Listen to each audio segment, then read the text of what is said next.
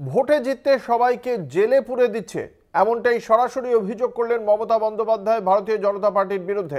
কেন্দ্রের বিজেপি সরকারের বিরুদ্ধে তার সরাসরি অভিযোগ, ভোটে জিততেই জেলে পুরে দিচ্ছে তারা এবং ক্ষমতায় আছে বলেই এজেন্সিকে ব্যবহার করা হচ্ছে।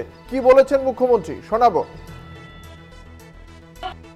আমি তাই তো শিখিয়ে যাচ্ছি, জয় বাংলা, এগিয়ে বাংলা, বাংলা এগিয়ে যাবে। আর ভারতবর্ষে সবাইকে ভয় দেখিয়ে জেলে পুরে দিলেও আমাকেও যদি জেলে পড়েন, আমি জেল থেকে ফুটো হয়ে বেরিয়ে আসব।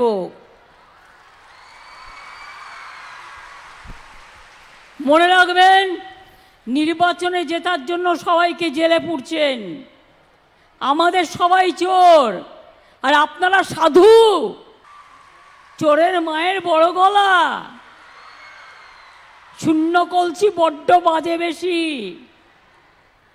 আজকে ক্ষমতায় আছে তাই সাথে এজেন্সি নিয়ে ঘুরছে, কাল ক্ষমতায় থাকবে না, সব উদয় হয়ে যাবে, সব বিদায় নেবে, এটা মাথায় রাখবেন।